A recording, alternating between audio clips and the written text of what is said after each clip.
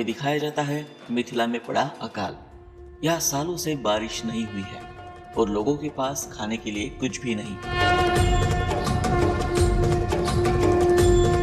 वहीं एक इंसान कुएं के पास जाकर पानी की तलाश कर रहा है, पर उसमें पानी नहीं है।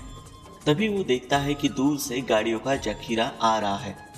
वो गाड़ियां राहत सामग्री से भरी है, जो राजा जनक ने अपने मंत्री के हाथों भेजी है। उसमें से मंत्री उतरते हैं और उस आदमी को पानी पिलाते हैं। सैनिकों को कहते हैं कि इनको खाने को कुछ दो, और यहाँ पर ऐसे और भी लोग होंगे जो भूखे होंगे, उनको खाना और पानी दो। तभी वो देखते हैं कि पास में कोई झोपड़ी है। वो वहां जाते हैं तो वहां एक आदमी एक लकड़ी काट रहा होता है। वो एक चरवाहा होता है। मंत्री शतानंद उससे पूछते हैं कि आप क्या कर रहे हो? वो कहता है कि मैं चरवाहा हूँ। तब शतानंद कहते हैं कि अब जानवर तो बचे नहीं है, तो आप ये क्यों कर रहे हैं? इस पर वो आदमी कहता है, अभ्यास नहीं छूटना चाहिए। जब अच्छा समय आए तो कोई ये ना कहे कि मैं अपना धर्म भूल गया। मेरी प्रैक्टिस नहीं छूटनी चाहिए, क्योंकि जब अच्छा वक्त आए लोग ये ना बोले कि मैं अपना काम भूल गया। इसमें बहुत इंस्पिरेशनल मैसेज मिलता है कि हम खराब वक्त चल रहा होता है या कोई भी फेलियर मिलने से इतने हताश हो जाते हैं कि अपना सारा काम काज छोड़ देते हैं, इसलिए कि इसका कोई फायदा नहीं। पर यहाँ ये दिखाया गया है कि खराब समय में भी ये लोग किस तरह अपने काम को कर रहे हैं और एक उम्मीद दिल में लिए है कि हाँ, अच्छा समय फिर से आएगा, जबकि इनका कोई कंट्रोल नहीं है मौसम पर। फिर भी आगे हम देखते हैं कि वो आदमी उठकर कुछ ढूंढता है। उसके झोपड़े में कुछ दाने मिलते हैं, जो वो शतानंद जी को देता है और कहता है कि अब मेरे पास इतना ही बचा है खाने के लिए। इससे भूख तो नहीं मिटेगी, पर इसका स्वीकार कीजिए। फिर शतानंद जी अपने सैनिकों को बुलाकर उस आदमी को खाना और पानी देते हैं। वो आदमी भूखा होते हुए भी यह कहता है कि थोड़ा आगे जाएंगे तो आपको लोग मिलेंगे जो मुझसे भी ज्यादा दिनों से भूखे और प्यासे हैं। आप ये सामग्री उनको दे दीजिए, मुझसे कहीं अधिक इनको उसकी जरूरत है।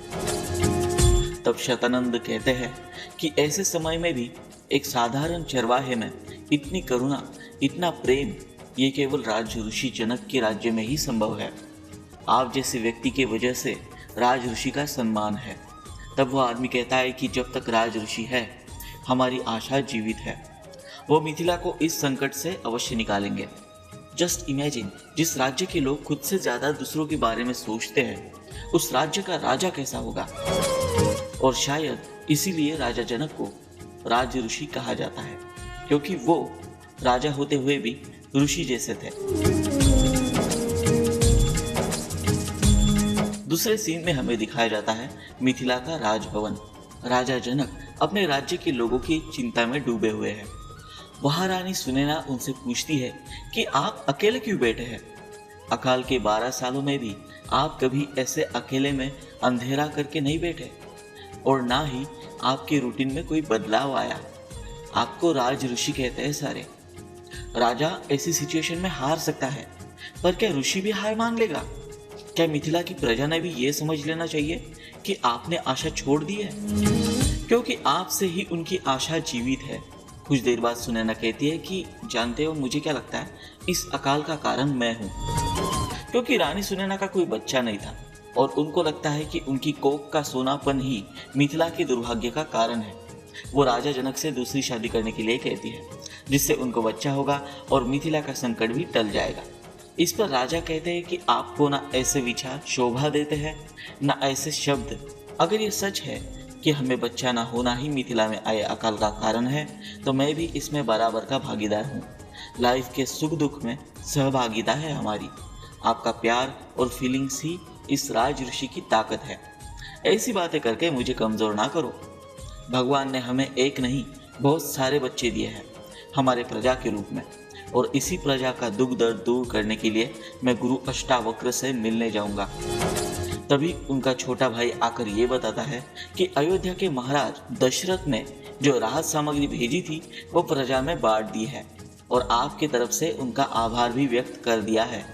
तब वो कहते हैं कि पता नहीं क्या संबंध है कौशल राज्य यानी कि अयोध्या के मिथिला से, पर हम युगों युगों तक महाराज दशरथ के ऋणी रहेंगे।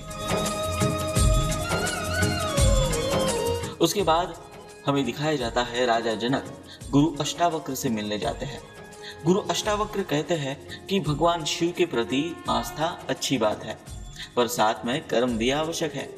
तुम खुद इतने ज्ञानी होकर भी हाथ पर हाथ रखे बैठे हो, तुमसे ये उम्मीद नहीं थी। अब यह बहुत ही दिल को छूने वाली बात होती है। एक राजा कैसे अपने प्रजा के लिए हताश है, कुछ कर नहीं पा रहा है, उसे कुछ समझ नहीं आ रहा है कि क्या करे, और ऊपर से उसके गुरु कह रहे हैं कि कर्म करो। वो कहते हैं कि मैंने अपने प्रजा के दुख दर्द करने के लिए हर कोशिश की है, पर कुछ नहीं हुआ। उस पर गुरु कहते हैं कि नहीं, ये तुम्हारी क्रिया नहीं थी, ये तुम्हारे उस प्रॉब्लम के ऊपर रिएक्शन था। वो कहते हैं कि इस प्रॉब्लम के जड़ तक पहुंचने के लिए तुमने स्वयं क्या किया। उस पर जनक कहते हैं कि मैं और क्या कर सकता हूं गुरुदेव, आप ही बताइए कोई रास्ता, मैं करूंगा। आप आदेश दीजिए, मैं करूंगा। मैं अब कुछ भी करने के लिए तैयार हूँ अपनी प्रजा के कल्याण के लिए।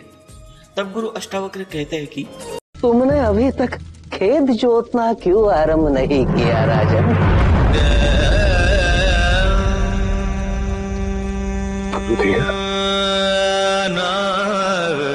इस पर राजा जनक की आंखों में आंसू आ जाते हैं। वो सोचते हैं कि गुरु कैसी परीक्षा ले रहे हैं। जिस राज्य में 12 साल से बारिश नहीं हुई है, उस पर मेरे गुरु मुझे खेत जोतने का आदेश दे रहे हैं। उस पर गुरु अष्टावक्र कहते हैं, आस्था और कर्म एक दूसरे के बिना कभी पूर्ण ही नहीं हो सकते हैं,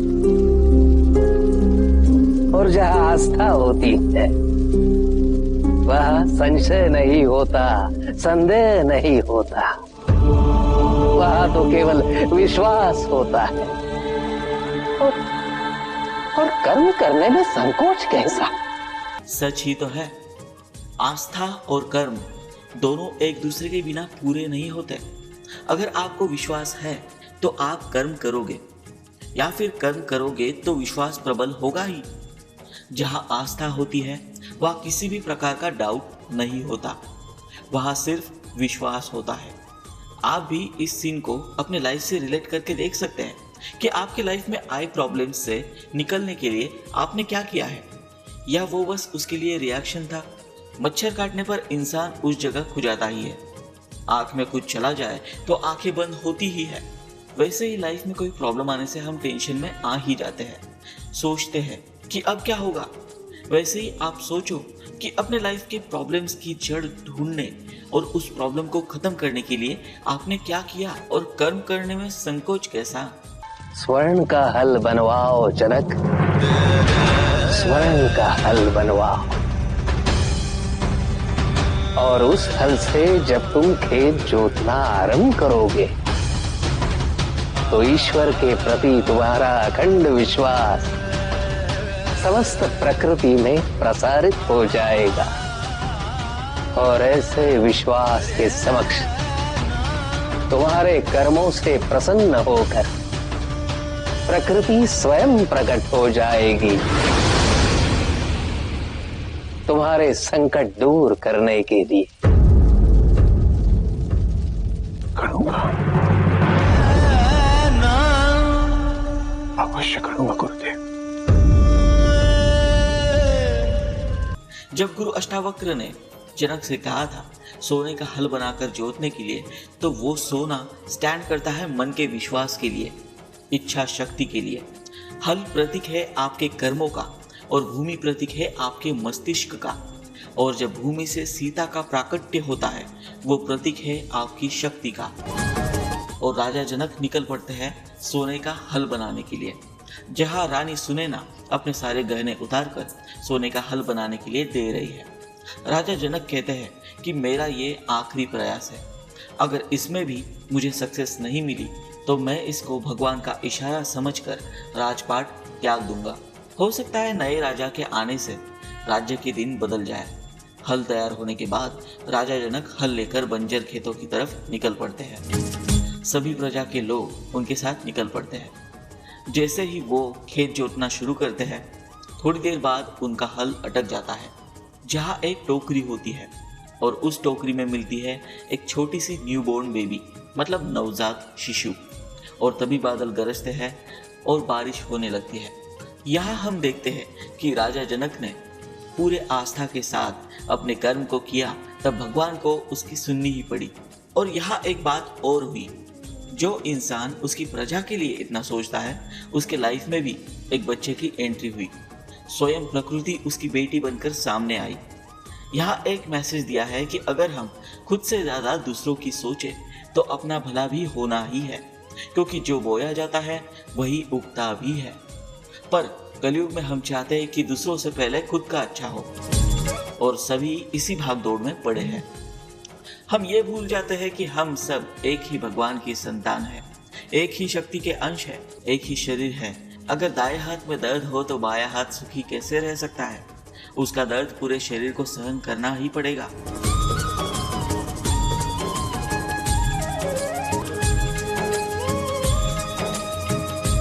इसी के साथ सिया के राम के पहले एपिसोड का पार्ट यहाँ खत्म होता है। इस एपिसोड में राम की लाइफ से जुड़े भी कई बातें बताई गई है, पर मैं इस एपिसोड को लंबा नहीं खींचना चाहता था, इसलिए पहले एपिसोड के 2 भागों में इसको लाऊंगा। अगर आपको मेरा एक्सप्लेनेशन पसंद आया हो तो प्लीज सब्सक्राइब करें और वीडियो को लाइक करें। जल्द ही मैं इसका दूसरा पार्ट लाऊंगा। जब कुछ मार्ग ना बचा हो तो हल जोतना आरंभ करो, पूर्ण विश्वास के साथ। ये मत सोचो कि अभी तो अकाल पड़ा है। फिर मिलते हैं अगले वीडियो में, तब तक के लिए नमस्कार।